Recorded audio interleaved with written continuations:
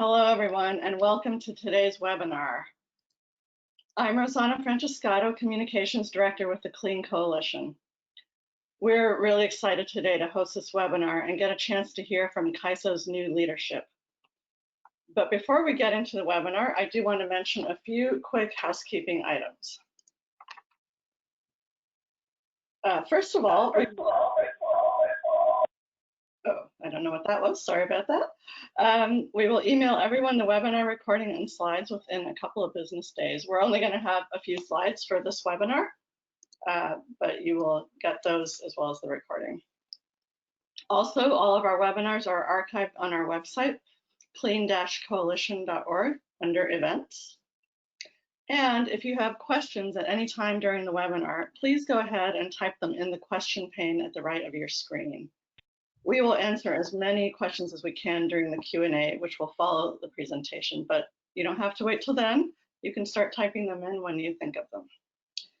And if you have questions about the Clean Coalition, you can contact me at rosanna@clean-coalition.org.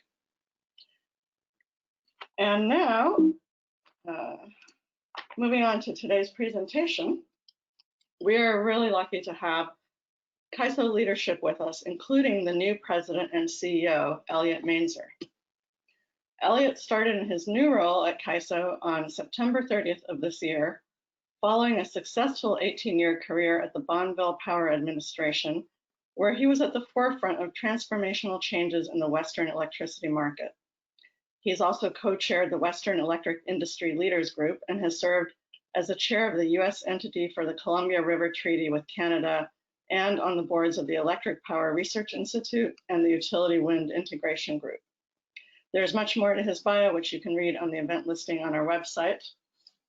And presenting along with Elliot today are also Mark Rothletter, CAISO Chief Operating Officer, Neil Millar, Vice President of Infrastructure and Operations Planning, Stacy Crowley, Vice President of External and Customer Affairs, Anna McKenna, Interim Head of Market Policy and Performance, and Delphine Hu, Director of California Regulatory Affairs.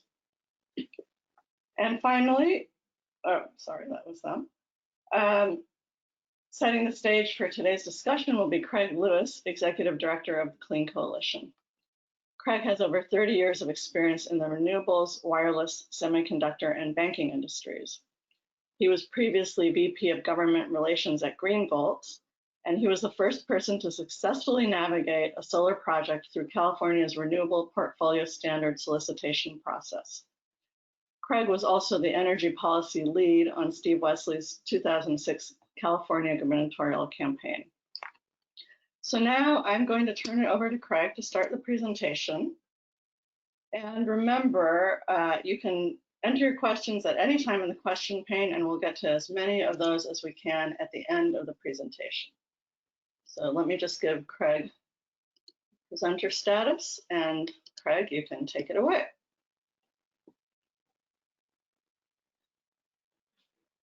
Super, Rosanna, thank you. Can you see my presentation? Yes, we can see your presentation, and I see it's going into slide mode now. Perfect. Super. And as Rosanna said, the slides will be available via a link that will be circulated within a day or two. It's a real pleasure to be able to host this webinar this morning. The Clean Coalition has a long relationship with CAISO, and that mostly the reason I'm showing this mission statement and kind of the end game vision for the Clean Coalition is that there's a couple of really big interconnections with CAISO, or points of common interest, if you will. The CAISO is a super important organization. I don't think that's a surprise to anybody, but it's a very important organization because number one, the transmission system is super important. The vast majority of electricity in California is served over the CAISO transmission system. It's also incredibly expensive, so we've got to get it right. We've got to invest our dollars in a really intelligent way. And then also, if we don't allocate our costs of the transmission system accurately, and sensibly, then it distorts the market.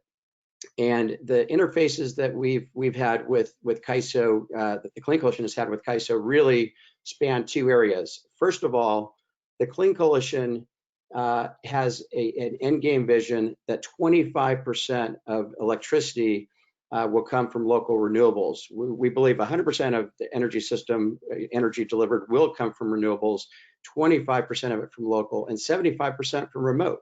So you still need that transmission system to be really vibrant. But in terms of the cost allocation, you also need to make sure that you're not stealing value away from local renewables to make sure that we get to that 25% and we don't steal and subsidize transmission interconnected energy and get an overabundance of it and lose out on a whole bunch of value you get from local renewables, including resilience. I'm going to go through a number of just high-level concepts here to make sure I set the stage for the rest of the discussion. And one of the big areas that the Clean Coalition has interacted with CAISO is on the transmission access charges. And we actually co-led a stakeholder initiative at CAISO going back a few years to try to get the transmission access charges market distortion fixed, which we were unsuccessful on, but I'm so pleased that CAISO has new leadership, and now we have a new chance to really get the transmission access charges market distortion fixed. So the point of this slide is really just to say that transmission costs are large, and they comprise the fastest growing component of electricity costs in California. Also, transmission costs are a lot bigger than they seem when you hear about a couple of $1 billion being spent on a new transmission line. The operations and maintenance costs associated with transmission over the lifetime of those transmission investments are 10 times bigger than the upfront costs of those transmission lines. So just as an example, Southern California Edison did some analysis a few years back, and they found that if you properly located 4 gigawatts of local solar, that you could preempt $2.2 billion in new transmission infrastructure investments in the Southern California Edison service territory. Now, that $2.2 billion is just the upfront cost, right? So if you stick the O&M and return on equity on that, you're talking about $20 billion in ratepayer savings over the lifetime of what would have been that $2.2 billion in transmission infrastructure costs. The other thing I want to mention here is that the distribution grid investments, some people will say, well, if you invest in distributed energy resources, you need to upgrade the distribution grid. That's true, but there's a big difference in the way that the transmission system investments and the distribution grid investments are paid for. The transmission system investments are always socialized across all ratepayers. The distribution system investments, distribution grid investments, are generally paid for by project developers. In other words, the ratepayers get the distribution grid investments for free when they're associated with distributed energy resource projects. So what is the transmission access charge market distortion? This is a visual description of it. We have basically the grid, which is comprised of both the transmission system and the distribution system, is laid out like this. You have high voltage transmission, which is here under the steel power towers. That goes through a transmission high voltage to low voltage transmission substation. You come out to lower voltage transmission, which then goes through a substation that takes you from low voltage transmission down to the distribution grid. And the distribution grid is what serves electricity to end users, because that's where people live and work, and that gets out to the actual businesses and homes. Right now, the transmission access charges, which basically pays for the investment that's been made in the transmission grid, right now is treated differently depending on whether you are a participating transmission owner like the investor-owned utilities are, or whether you're a municipal utility or some other type of utility which is not a participating transmission owner. So right now in the non-PTO utility service territories, like in the municipal utility service territories, the transmission access charges are paid for correctly. Transmission access charges are volumetric usage fees of the transmission system. It's per kilowatt hour. There is no demand charge component of it. So it's purely per kilowatt hour. Right now, the municipal utilities pay for transmission access charges correctly. They're metered and assessed at the transmission substations up here. In the investor-owned utility service territories, unfortunately, we have this massive problem where the metering for transmission access charges is happening at the customer meters. When you do that, you can't tell whether the energy came from 1,000 miles away, obviously in that case needing the transmission system, or whether it came from the rooftop next door. So the big result here is, there's a lot of words on this slide. I just want you to look at the bar charts down here at the bottom. Right now, what happens with that market distortion is that there's about a 3 cents per kilowatt hour, which is what the transmission access charges amount to on average in California. Right now, that's missing. It's not even accounted for when people are doing transmission interconnected energy procurement. They just ignore it. So that's over here on the left bar charts. So it looks like transmission interconnected energy is 3 cents cheaper than it actually is. And in that case, it's always cheaper than the local renewables.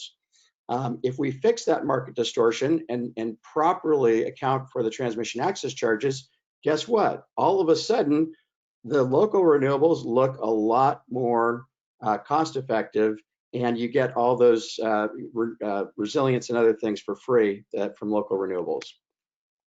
In fact, we found, Clean Coalition has done a deep analysis on this. All the information is available on the Clean Coalition website.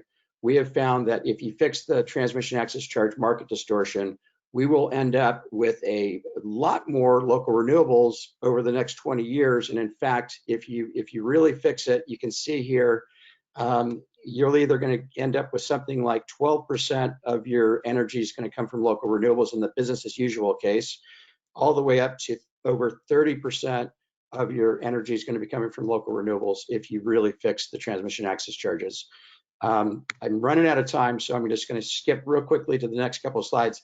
If we fix the transmission access charges, we're going to have a lot better outcomes for community microgrids and other deployments of distributed energy resources. The Clean Coalition has a major initiative in the Santa Barbara region, which is arguably one of the most transmission vulnerable regions in the country, certainly in the state. And we have done the analysis that we need to get 200 megawatts of additional solar and 400 megawatts of additional energy, 400 megawatt hours of additional energy storage in order to have 100% resilience to transmission outages in this Santa Barbara region. It's called the Goleta Load Pocket because it's served by a transmission substation called the Goleta substation. That's the only point of interconnection this entire 70-mile stretch has to the transmission system, which runs over a 40-mile route through treacherous mountainous terrain. And we really need to make sure, in the end of the day, this is my last slide, we need to make sure we fix this transmission access charges, because when you steal 3 cents a kilowatt hour from local renewables, you run into situations like this one, where right in the middle of the Goleta Load Pocket, we have a critical community facility called Direct Relief. They provide pharmaceuticals and other medical supplies to disaster-stricken areas.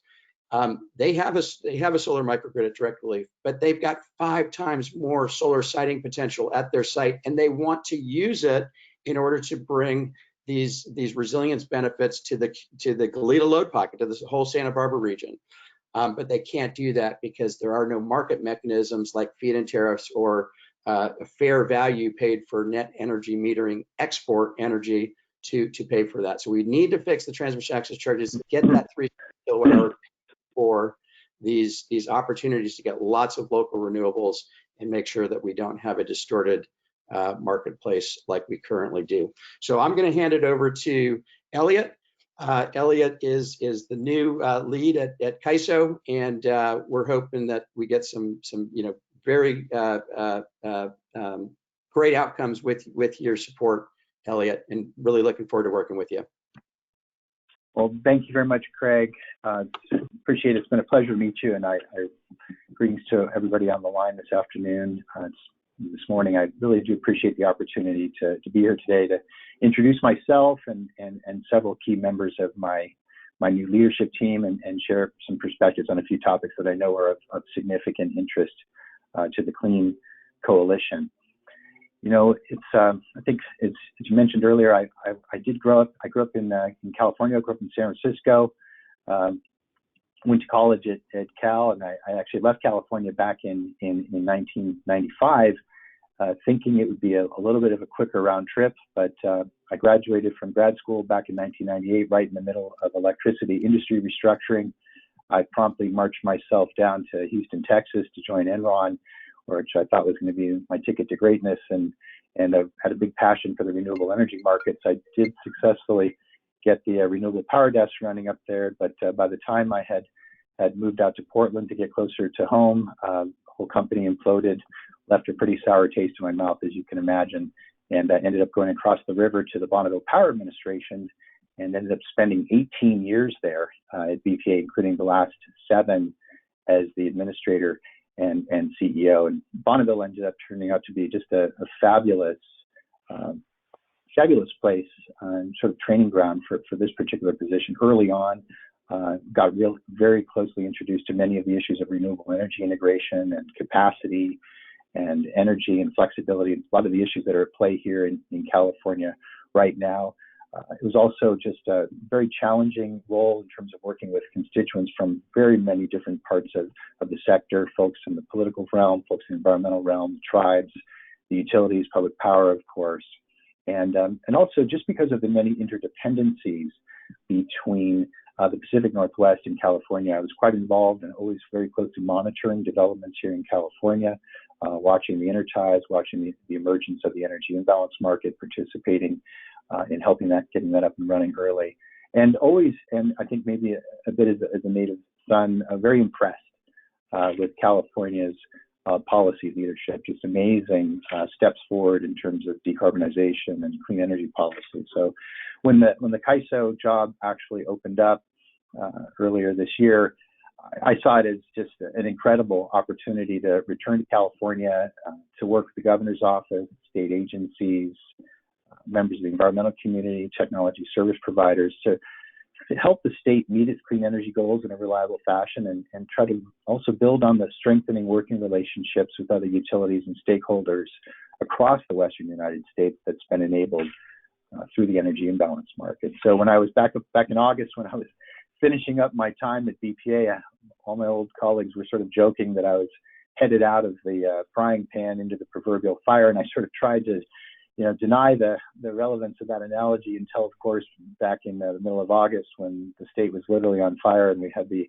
heat storm, I can no longer deny what was going on. And as I observed from afar and now here, being in the position, August was clearly a pivotal moment for the state.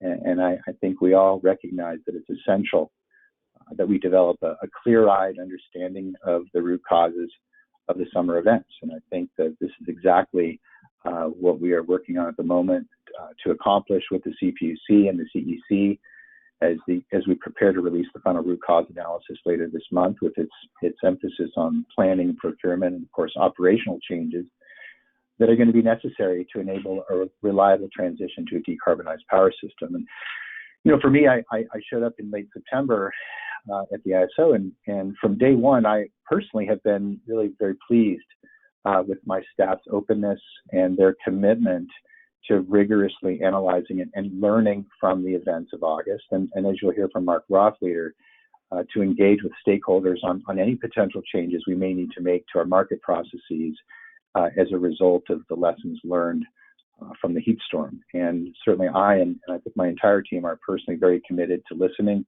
and learning and conducting factual analysis to determine how best to adapt our market rules and processes as the state continues its transition to a clean and reliable grid.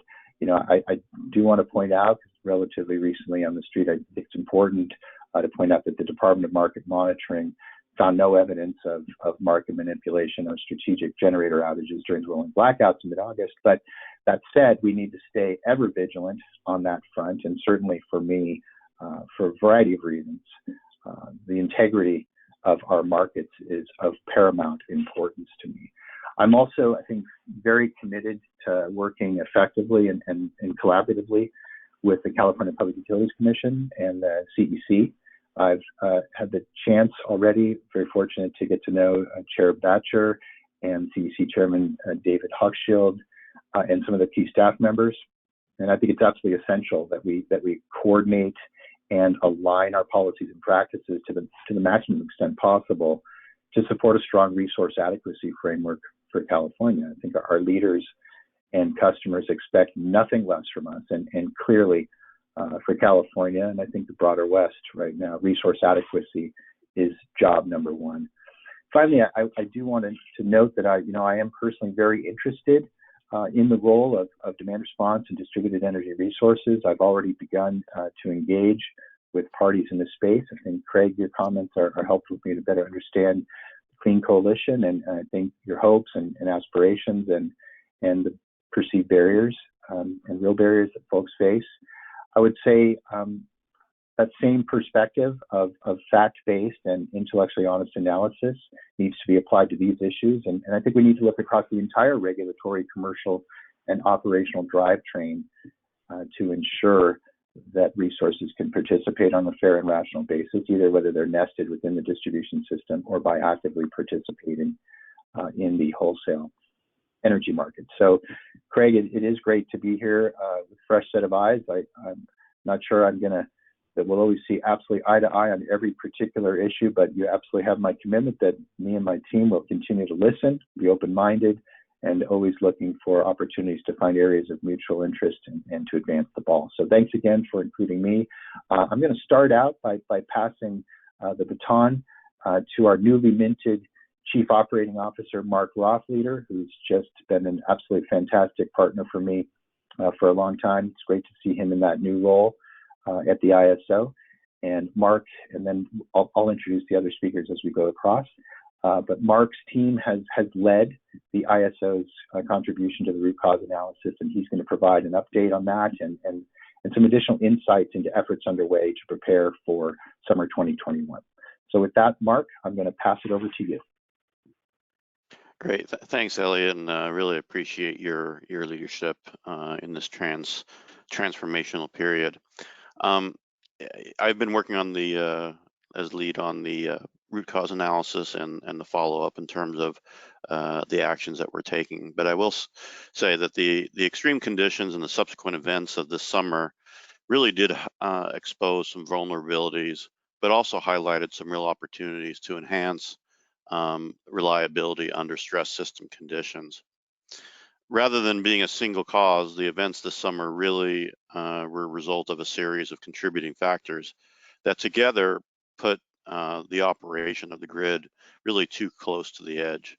And as Elliot already mentioned, the ISO and the Department of Market Monitoring did not identify any market manipulation as contributing factors to the events of this summer.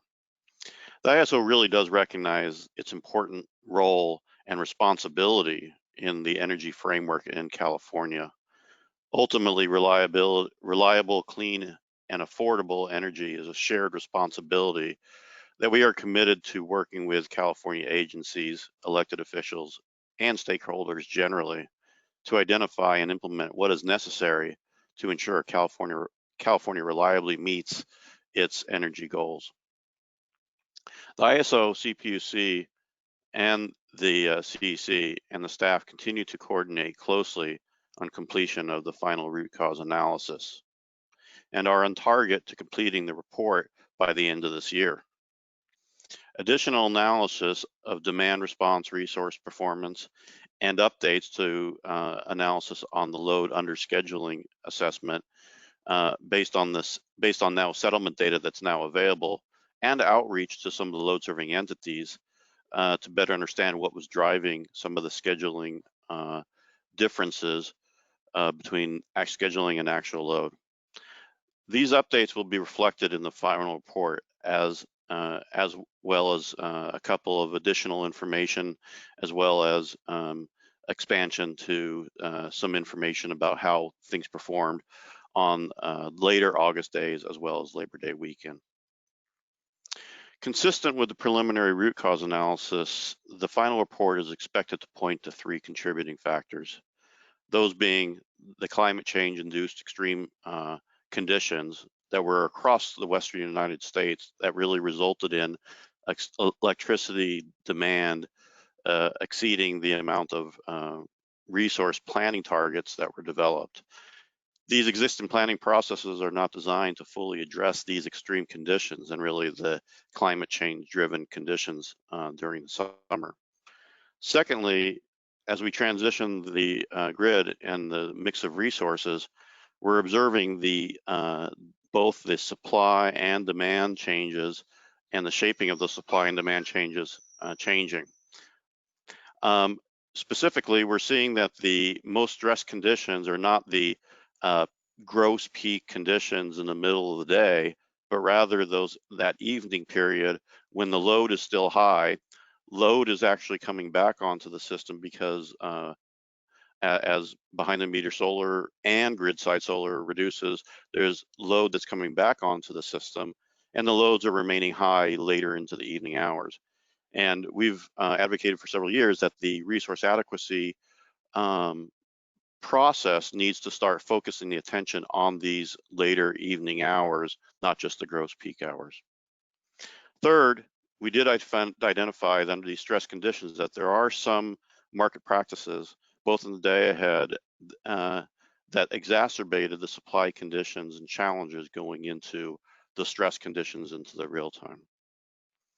The ISO and agency staff are also coordinating on delivering on the action items identified in the joint preliminary root cause analysis. Our efforts are currently focused on preparing for the next summer 2021. While additional new capacity is coming online, vulnerabilities and the need for additional capacity will exist for several years as the system navigates retirement of OTC resources by 2023, as well as Diablo Canyon retirement in 2025. The ISO recognizes that one of the contributing factors of the events was how the market performed under stress conditions. In this regard, the ISO staff conducted a workshop to dive into the details of market parameters and scheduling priorities as recommended in the preliminary root cause analysis. We are now soliciting stakeholder comments on possible changes to how the management of import and export priorities could be enhanced in the day ahead and real-time market processes beyond the changes that were already implemented in the September time period. When considering these changes, we have to recognize that the ISO is ultimately a net importer of energy in a regional marketplace. As a result, scheduling priorities and practices can impact the ability to exchange energy across the region. Much of the new capacity coming online between now and next summer will be storage resources. With that in mind, the ISO staff is also working to reliably integrate and manage the significant amount of storage resources next summer and beyond. We have developed several enhancements thus far to help us ensure that we can effectively manage these resources through markets and support reliability and efficient grid operation. However, many of those changes will only be in effect next fall. In the interim, we will ensure storage resource providers understand how we expect them to operate the system so that storage is available when needed to meet the challenging net peak demands in the stressed summer conditions, when load is dropping, and again, the dropping fast and the load is still high. Similarly, we will continue to engage with utility distribution companies as distributed energy resources and demand response providers to help ensure effective, efficient participation by these resources in the reliable operation of the grid heading into summer 21. It's certainly that the conservation and demand response was certainly helpful in getting through those later stress days this summer. In an effort to address resource planning and procurement challenges identified in the Joint Preliminary Root Cause Analysis, the ISO responded to the recent CPUC's timely emergency rulemaking proceeding specifically designed to address reliable electric service in California in the event extreme conditions occur again in 2021. Although the ISO has been working on more extensive changes to resource adequacy program to better address these issues more completely and in the longer run, we recognize that there is potential for gaps in procurement next summer under the current procurement targets. And as a result, the ISO proposed some short-term measures to target needed procurement. These consist of an increase of planning reserve margin from 15 to 20% be applied to both gross peak as well as the most critical hour after the peak when solar production is low or zero for the months of June through October of 2021. The increased planning reserve margin is necessary to account for the higher forced outage rate identified in the ISO studies. The ISO identified the need to procure as soon as possible to address the resource gap in the existing fleet that could range from 450 to as much as 3,300 megawatts in the July to September 2021 period. While these gaps may not be able to be fully addressed for summer 2021, while the ISO strongly recommends that the opportunities to contract with existing resources and imports or develop other demand response mechanisms be pursued expeditiously for this summer. Prior to the summer events, the ISO performed analysis to potential for system market power to be exercised. Pricing performance during the summer events continue to be reviewed, but while the supply conditions this summer were such that the market power could have been exercised, based on the prices during the summer events, the ISO nor the Department of Market Monitoring did not actually observe the exercise of market power during the summer critical events. The ISO is continuing to work on a real-time system market power proposal, and management will seek approval of the Board of Governors of this proposal before next summer if our analysis shows that the system market power is occurring. Ultimately, pricing should not be a result of market power being exercised, but should reflect and incentivize supply and demand response.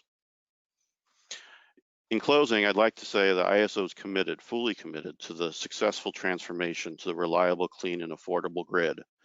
The events of this summer demonstrate the need to redouble our efforts to navigate this transformation. Climate change is driving conditions not previously encountered. The resource mix and demand profiles are changing in California and across the West. The ISO must demonstrate leadership.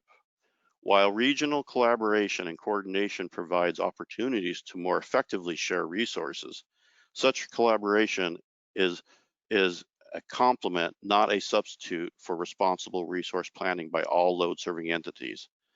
Such resource planning should also incentivize and consider opportunities for distributed energy resources and demand-side management. With that, I will be preparing to turn this over to Stacy Crowley, who will provide some more information about the energy imbalance market and some other regional opportunities. Thank you. Thanks, Mark. Just want to make sure folks can hear me. You're good. Okay, good, thanks. So I'm going to talk a little bit about the EIM, and as Mark said, it's a good complement to the work that we're doing here in California. And as the only real-time market in the West, the EIM saw an exceptional year this year, reaching a historic milestone when the gross benefits topped $1 billion for all of the customers, including California customers. In the third quarter of this year alone, we saw almost $120 million in benefits, with California customers seeing the largest proportion of those benefits. The benefits have grown due to additional balancing authority areas coming online that enables additional transfers across a larger geographic footprint, which is really the whole point of this market. This means that the benefits are continuing to grow for California customers who have to date seen over 246 million in benefits since the energy imbalance market began in late 2014. We view this effort as part of the long game, really recognizing that we need to find a variety of ways to look at low cost and efficient ways to integrate more renewables on the California bulk electric system, and helping to meet the state's climate and energy goals. So these issues and goals don't stop at the borders. Many other states have similar goals, and we've utilized our existing technology, and really Californians are winning literally by doing nothing different nor costing any more with this market.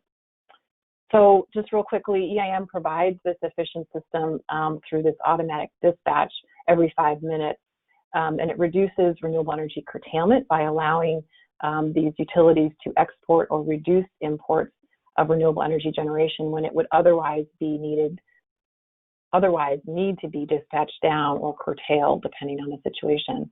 The EIM also reduces the need for flexibility reserves across all BAs because you have the aggregated resources to help with forecast errors over a larger combined footprint. We also track the amount of greenhouse gas emissions that have been reduced, and to date it's about 550,000 metric tons, which I always like to compare it to something I can understand, and it's I think over 1.3 billion vehicle miles traveled. So we've done that by utilizing these resources more efficiently. And the EIM continues to grow. We continue to see increased participation. We had Seattle City Light and Salt River Project join us this year. They are the 9th and 10th entities to participate. And along with Bank and SMUD, we add to the growing number of public power utilities that are finding value in EIM. We will add 10 new entities by 2022, which totals about 82% of the Western interconnection total load. And a fundamental of the success of EIM has been this well-functioning governance structure. The EIM governing body has been successful in establishing itself as a trusted body to Western regional stakeholders and Californians, and is an important part of the overall ISO governance structure. The body has a cooperative and collegial relationship with the Board of Governors, which is becoming stronger as they have jointly commenced a stakeholder process to review the governance structure in light of many of the changes that have happened since the EIM began. So with the tremendous growth, a stakeholder committee is looking at reviewing the current structure and any changes or refinements should the extended day-ahead market occur, and I'll talk about that in a little bit. So we have this governance review committee looking at changes to the governance structure, and they have put out a straw proposal and plan to put out a revised straw proposal based on very robust stakeholder input from around the West End, California, and they plan to put that out later this month. We also have a body of state regulators, which allows state regulators to really be educated and ask questions about the EIM. And we have a regional issues forum, which is a kind of open forum for stakeholders to learn about aspects of EIM and adjacent issues, I guess. So on the energy, the day-ahead market for the region, the EDAM, we're calling it, interested stakeholders in the ISO have worked throughout 2020 to consider enhancements to the day-ahead market as it sits today, which will provide the core design elements for future market expansion. And as many of you know, we are seeing broad support to expand or look to expand the day-ahead market to regional participation. And an initial feasibility assessment last year in 2019 identified potential benefits for EDAM to move forward. So we're looking at first our day-ahead market enhancements for current market, and then we will tackle and have already started to tackle some of the elements of what it means to extend this to regional participation. We're doing that in what we call 3 bundles, and we have we're sort of midway through bundle 1, and then we'll move on to bundles 2 and 3 next year, and hopefully we'll have completed that by the end of 2021 or early 2022. So we have the West, really the West's most robust network model, and that has improved our visibility into the full interconnection that provides reliability benefits. And as the principal reliability coordinator in the West, what we call RC West, we continue to improve the quality of the relationships in our market. And it's important to note that during the August and September heat wave events, EIM proved very helpful, as we expected, and as the Department of Market Monitoring also noted. One of the key benefits of the energy imbalance market is the ability to transfer energy between areas in that 15 and 5-minute market time frame. During the heat waves, EIM worked really well under those tight conditions, facilitating transfers from areas with surplus to areas with tighter supply situations. And as our DMM noted, the ISO was a net importer during the most critical hours of those heat events, and EIM really helped serve some of the additional load that came in through the system. So really all these things, as Mark said, we are doing to help serve California customers, make the system more reliable and more cost effective.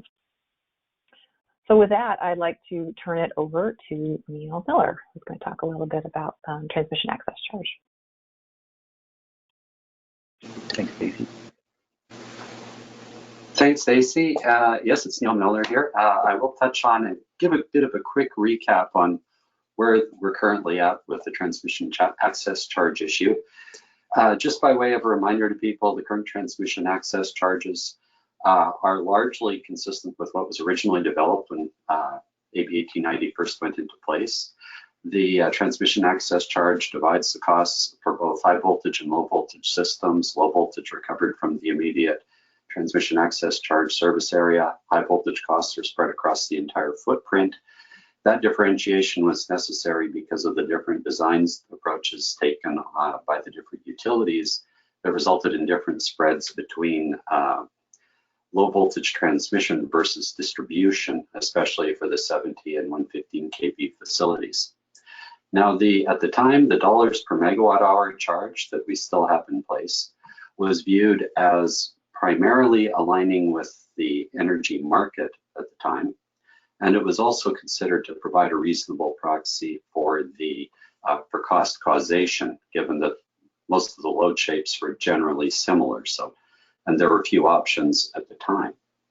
Now that rate design did get a bit of a review as we went through our FERC Order 1000 tariff design process a few years ago. Largely, that just left the recategorization of high voltage and low voltage into what are called regional versus local costs, but didn't result in any change in the structure itself. Now, there was a review from 2016 through 2018, a very detailed review going on about the transmission access charge issues. What was seen to be at the time as the primary issue was that just looking at energy only is probably no longer appropriate, given other options that can put energy on or off the grid, but aren't necessarily affecting the peak demand. And that therefore some sort of cost shift in design structure, looking at both the demand component, the peak demand component, as well as energy, was probably necessary. The ISO did develop a more detailed proposal on that. And then to some extent, we put that proposal on hold from implementation, really to ensure that the policy work that was already starting around some of the energy imbalance issues, that the policy work, at least, not the detailed implementation, but the policy work advanced to some level so that there was comfort that the money we would spend implementing the transition to a demand energy charge wasn't misplaced, that it aligned longer term with the direction that was being established in these other forums. They don't have to mirror, but it's best that they're consistent. The other issue that I just wanted to mention, though, was that we do share a number of the concerns that Craig mentioned earlier about the need to optimize investment across the entire footprint, not just one component at a time. We've seen, though, that the best and most immediate opportunities to do so are through optimizing effectively through the coordinated planning processes, both the resource planning coordination, as well as transmission and distribution coordination. We've seen a lot of success in that regard, where solutions to address reliability needs have not just defaulted to a conventional transmission wire solution, but were combinations either looking at distributed energy resources or combinations of wires and non-wire solutions. Solutions that some examples I'd throw out include the Santa Clara sub-area. That'll be the first local capacity area that is heavily dependent on several hundred megawatts of energy storage this summer to meet local capacity requirements. The Oakland Clean Energy Initiative is another example of using some substation upgrades combined with preferred resources, including energy storage, to meet a reliability need in that area. And a lot of this work really got its foundation looking at how we managed the loss of the San Onofre nuclear generating station a number of years ago, where the local LA Basin area requirements were backfilled through a combination of some transmission upgrades, demand response programs, and both conventional and storage resources. So this type of holistic approach, looking at the best combination overall, and not worrying about, because how the TAC charge plays out between different participants is not an issue that we look at in looking at the most overall, most effective and optimized solution. And so that's where we've been putting the efforts right now, is to make sure that case by case, day by day, investment decisions take a look at the broad spectrum of possibilities and don't just default to a transmission solution. So I know that's a quick recap, but I just wanted to set that foundation for future discussion, and we'll look forward to this issue moving forward. I think I should next be introducing Anna McKenna, that will be talking about some of the other issues on distributed energy resources. Hope that helped. Thank you, Neil. Good morning, everybody. Can you all hear me? Yes. Fine. Thank you. Thank you, everybody, for joining us this morning. And I am going to talk a little bit about our Order 2222 efforts and FERC's recent order issuing a mandate across the country that all ISOs and RTOs integrate distributed energy resource aggregations into their market as full participating resources, and that each ISO and RTO develop an actual model for participation that recognizes the special physical and operational characteristics of these resources. FERC just issued its order, and it's already gotten some cute names, 2x4, and I've heard of a few, but in any case, it's an important order. And we do think that the ISO in this area and California generally is really ahead of its time. We have in California, and the ISO has already implemented since 2016, significant number of market rule changes to accommodate distributed energy resources into our markets and in our operations. This is not surprising, as we have put a lot of effort in ensuring that we can leverage the increased presence of distributed energy resources in the industry, and ensure that we could harness those resources, the benefits of those resources participation as we further decarbonize the grid. And indeed, as you read through the order, you'll see that FERC mentioned that the ISO's distributed energy resource program, participation program is a model, if you wish, of what FERC is requiring here. So since 2015, we've actually been working extensively on market rules, and we've managed to integrate successfully a number of distributed energy resources through our market. Some of these, we have different options under our market rules as to how distributed energy resources can participate. We have the standalone model, which allows resources to really participate, as individual resources are modeled and participate largely like many of our other resources on the system. They can also participate as demand response resources. But most importantly for this discussion, I wanted to highlight that we have had the distributed energy resource aggregation model in place now for some time. Resources, distributed energy resources that are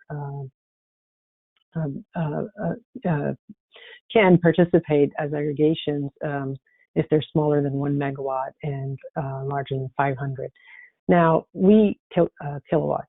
I want to just, because of the time, I'm going to just share with you guys some of our efforts as we go forward. And one, complying with FERC's requirements, but again, trying to fine-tune our program to make sure that we are responsive to the community's needs and we can leverage the use of these resources most optimally. So our program is already largely compliant with the Commission's order, and we'll have to demonstrate that in our compliance filing next year when we submit it to the Commission. But we are also cognizant that there's some changes that the Commission is requiring that we have to make. So we're looking to reduce the size requirements from 500 kilowatts to 100 kilowatt as required by the Commission. We're also looking and evaluating on the aggregation and metering requirements to accommodate some baseline measured demand response within the distributed energy resource model. And we are also looking at some settlement and trying to identify any settlement impact the broader definition of mixed aggregations might have to us through our systems. We're doing this in an open process, so I encourage you all to participate. We've already sent out a survey to get some input from stakeholders. 35 entities were surveyed. We've received 26 responses already, and we've received indication that other entities will be responding to this. So we do encourage, we will be looking for feedback as to we develop our next steps. As I said earlier, the goal of our efforts is, of course, to comply with the Commission's orders, but more importantly, to make sure that our DER program does capture and harness all the physical characteristics and operational opportunities that we can get from the distributed energy resource community. And with that, I will, I think we are done with our comments and provide some opportunity for comments, for questions. Thanks, Anna. So Craig, we'll pass it back to you, and looks like we do have a few minutes for some questions, and we're looking forward to that. And thanks to team for all your comments. Great, thanks. This is Rosanna again. We have quite a few great questions coming in. There's been so much covered in this presentation, so we'll get to as many as we can. And I will start out with, and if you all want to put your cameras back on while we answer questions, because I'm sure they're going to be for different people. Thank you. So we'll start out with one from Ronnie Lipschutz, president at Sustainable Systems Research Foundation, who asks, one of the biggest issues that CAISO faces is expanding its control and scope beyond the three big investor utilities to become a true statewide ISO that includes public utilities and CCAAs. What is CAISO doing to move toward that role? This is Elliot, and I'll, it's interesting. That's a frame on the conversation that I can't say I'm 100% completely familiar with. I don't think we're necessarily thinking of expanding our role. I think, certainly as our energy imbalance market expands, there's a certain element of that. But I think with respect to resource adequacy, I do think it's important that everybody plays by essentially the same rules to make sure that we have an adequate and reliable system. But those decisions are not necessarily about the ISO or anybody else expanding their scope. It's just working together across these jurisdictional lines and making sure that we have on aggregate a reliable and sufficient system. I'll see either for Mark or Stacy, anything you'd want to add to that? Similar, I think we have for the investor and utilities, they are our participating transmission owners. But beyond that, I think the role of a load serving entity is a general role, and we seek to have equitable and fair treatment across all load serving entities. And I think as Elliot indicated, from a resource adequacy perspective, it is important to have some common targets relative to the load serving entities for resource adequacy. Yeah, and I would just add that, with LADWP and folks like Bank and Turlock Irrigation District joining the energy imbalance market, they are, engaging in the other services that we're offering. So there's a little bit more engagement across the state. Great. We also have a number of questions about resource adequacy and storage. Here's one from Kay Kaufman, reporter at PV Magazine, who asks, this was specifically for Mark, with so much storage coming onto the system, why can't you accelerate enhancements to improve integration before next summer? Well, it's a good question. I think some of these enhancements are actually already in flight, and they are going to be coming on. We made some modifications to support the co-located resources. That's actually coming on before the summer for the early entrance of the new storage resources. We certainly will make every effort to consider what changes and the timing of those changes, but at the same time, some of these are a bit more complicated and require some additional time for development. In the meantime, I think what I said in my earlier discussion is it'll be critically important for summer 21 that we have at least, we'll use the tools that we do have in terms of being able to manage and integrate the storage resources so that at least on those stress days, they are positioned to balance the high demands during those evening peak periods. Other periods of time, they maybe have more flexibility to provide other services. Great. Here's a related question. You were mentioning peak periods. Brett Simon of EOS Energy mentions, given peak periods are increasingly stretching to 5 hours and beyond, is there any plan for additional value for compensating storage resources beyond 4 hours for resource adequacy specifically? Mark, you want to? Sure, I can take that. I think it's a good question. I think it's part of the questions that we should ask ourselves in resource adequacy. What is the time and the compensation necessary to get, if we need longer duration, either for local or system conditions, what is the proper mechanisms to ensure that those resources are compensated for over those periods and we get the right capabilities in the system? Great. I have a couple questions from Loretta Lynch, an attorney and the former president of the CPUC. She has a question for Elliot Mainzer. Can you address your perspective on yours and the ISO's role in providing transparent information to Californians? I know you talked about that a little bit at the beginning, but maybe you can give a little more on that. Yeah, I think that's an excellent question. I actually see that going right to the heart of our mission. And I think one of the things we're trying to do is, personally, being somebody who's very passionate about the clean energy transition, I think it's really important in order for it to succeed. We have to find that space where we can be really honest and frank and data-based with each other so that we can get the best information possible into the hands of decision makers and operators and technology service providers and market participants, et cetera. I think that the more that we can stay rooted in that sense of transparency and good information, the better our chances to survive and do well and thrive in this transition. So as I've engaged across the state and as my team is engaged, I think that's an important guiding principle for us to try to get the best information as we possibly can out there so we can make good decisions and really have this a very, very successful clean energy transition.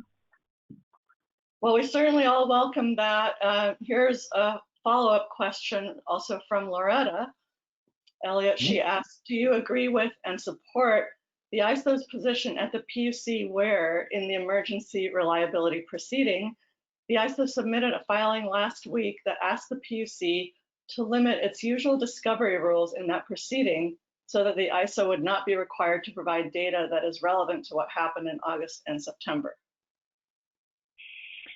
Well, You know, I honestly, I'm not perfectly familiar with every sub-element, you know, but I guess if there is a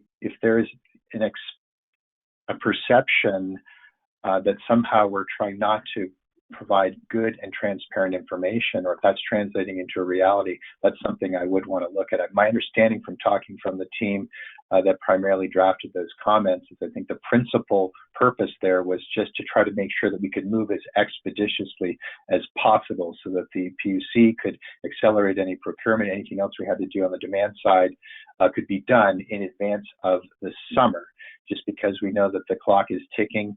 And I think all Californians have an expectation of us that we do everything we can to keep the lights on next summer. But I'll take that as a fair question. Certainly my commitment to transparency shouldn't expire in the first inning. And I'll go back to the team and just make sure that the fundamental purpose is to try to make sure that we support the PUC in moving as expeditiously as possible with any steps necessary for the summer. Great, thank you. And as long as we're on that topic, Kay Kaufman, the reporter at PV Magazine, also asks, there has been different criticisms of the ISO in relation to the August outages that distributed storage could have provided more backup power. Also, that some of the generation shortfalls could have been avoided with better scheduling of O&M at some plants. Can you speak to any of these criticisms? Mark or Anna, would you like to take that question? I just haven't. I can take it. I mean, we on the distributed storage. I mean, it may very well have been that some of that distributed storage may actually have been contributing to some of the observations of the conservation or the reduced demand during the summer events. We really look forward to the opportunity to figure out how to harvest that and make sure that that capability is available to us going into the next summer. So we look forward to understanding that and having those discussions. With regards to resources on maintenance, certainly resources do have maintenance if it's planned. We should certainly strive to have those planned periods outside of periods of time where we may be under stress conditions, but resources will have outages, and we have to be prepared for those and have enough backup capacity to respond to that. Rosanna, why don't we take a couple more questions? I know we're kind of getting into extended time for everybody, but I would like to just, why don't we say one or two more questions so we at least make a dent in your list. Yeah, we'd be glad to continue as long as it makes sense for you. We have another question on resource adequacy. Brett Garrett from EOS Energy says, the discussion of resource adequacy seems to be neglecting some of the issues that Loretta Lynch has been talking about. Exports were being allowed even as we were warned the forecasted need was too high.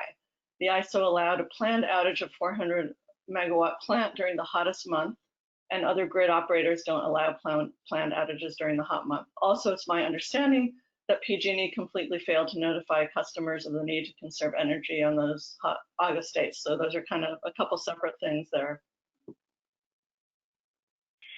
I guess what I can't speak to the PG&E situation, but as I think Mark and myself and others, and we certainly tried to acknowledge to the very best of our ability, and will continue to through the conversations we're having, that certainly our residual unit commitment process, which is responsible for looking at imports and exports, is something that we're taking a close look at. We clearly found some issues there, and the dialogue that Mark has opened up with stakeholders throughout California and the West is intended explicitly to get to the bottom of that and just make sure that we have the priorities around imports and exports as solid as possible going forward. So certainly an issue that we identified, and also the under-scheduling behavior.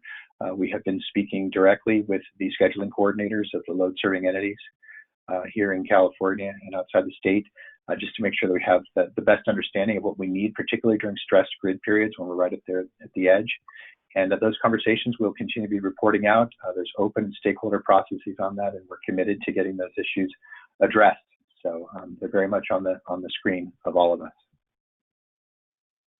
Great. Oh, go ahead. I was just going to add that at the end of the day, we were, sorry for the dog in the background. So we were a net importer during these periods of time, roughly 5,000 to 6,000 megawatts of net imports. And the report may not have highlighted, but talked mainly about the day ahead events and how things led up to it. But in the real time, we did get significant amount of supply back through imports in the real time.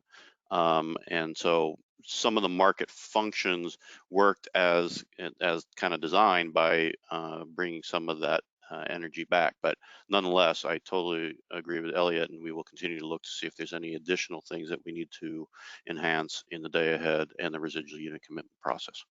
Yeah, and I want to just, we're working very closely with our partners at the state agencies, and I think all of us, and again, we're trying to be very clear and own the elements of the situation that were attributable to the ISO's market processes, et cetera, and an absolute unequivocal commitment to get those addressed. But I think the broader topic of resource adequacy and planning and procurement, these things are all important parts of the puzzle. And I think our partners at the state agencies have been very clear about their commitment to addressing those things as well. And we stand ready to work with them as constructively as possible to get all of us lined up to make sure that the aggregate framework here for planning, procurement, and operations works as effectively as possible for California consumers. So I just want to make sure that everybody knows we're all in across the spectrum. Great. Well, I'm sure we could continue this discussion quite a bit, and there's a lot more questions about long-term storage and resource adequacy. I do want to get to this one question for Craig. If you can unmute Craig. Ronnie Lipschultz, again from President of Sustainable Systems Research Foundation, asks, what are the current venues for a coordinated strategy to eliminate the transmission access charge distortions? And I know you mentioned, the stakeholder process we had with CAISO, and one of the results of that was that CAISO did agree that there is an issue and noted that this is an interagency issue that the CPUC needs to get involved in. But maybe you can talk a little bit about that, Craig. Sure, and I'll make it fast, just knowing that we're over time here. Most importantly, that solution needs to be driven by CAISO, which is why this is such an important opportunity, to host CAISO on this webinar and to make sure that its new leader, Elliot, heard it loud and clear. There is some coordination that has to happen with CPUC as well, but the big change has to happen at CAISO, and Neil has been involved in this for a long time, and I appreciate the comments he made. Some potential change to charge on demand charge on critical peak pricing based demand charge. But this has been going on for many years now. The Clean Coalition highlighted this. We're going back over a handful of years ago, and the time is now. If we can't get this right for within California, then any discussion of expanding CAISO's footprint to include other states, to me, seems really dangerous, right? Because we're not even serving the needs of the California ratepayers today. I'll just end with, there is a transmission access charges campaign that the Clean Coalition leads. We call that the TAC campaign. And you can go to the Clean Coalition website and look for the TAC campaign and register to be a part of that and to support it. These are big changes. There's a lot of very well-funded entrenched interests, right? That mostly the investor-owned utilities that don't necessarily want to see this change. Whether CAISO wants to admit it or not, the investor-owned utilities have tremendous influence at CAISO. And we've got to kind of eliminate those conflicts of interest and make sure that we get the proper changes for Californians, not just for the IOUs. And we've got to get the future we need, which includes getting distributed energy resources to provide resilience to our vulnerable communities, which we're seeing on display. Every fire, every mudslide, any other, we haven't had an earthquake for a while, but we will. They will come back. We need to be ready. And we need a lot of distributed energy resources, because if you're dependent on long transmission lines, just like if you're dependent on any long supply line for anything, you're vulnerable, right? Transmission cannot solve the resilience needs that California has. We need distributed energy resources for that. We need to fix the transmission access charges distortion to make sure we get that 3 cents a kilowatt hour to get proper outcomes in the marketplace that result in a lot more local renewables, because then they get compensated for the value that they actually bring, that transmission dependent energy sources cannot bring, just by definition. So anyway, I'll leave it at that, Rosanna, and people are more than welcome to follow up with me. Thank you, and thanks to all of our presenters and to everyone who joined our webinar today. I see a lot of people are still on, so there was a lot of engagement. We got some great questions. Really appreciate the CAISO leadership for coming on here. As I mentioned, we'll email everyone the webinar recording and the few slides within a couple of days, and I'll also send the link to our transmission access charges campaign so you can see that information as well. So thank you, everyone, and have a great day. Thank you for having us. All the best to you. Thank you. Thank you very much. Thank you. Bye-bye.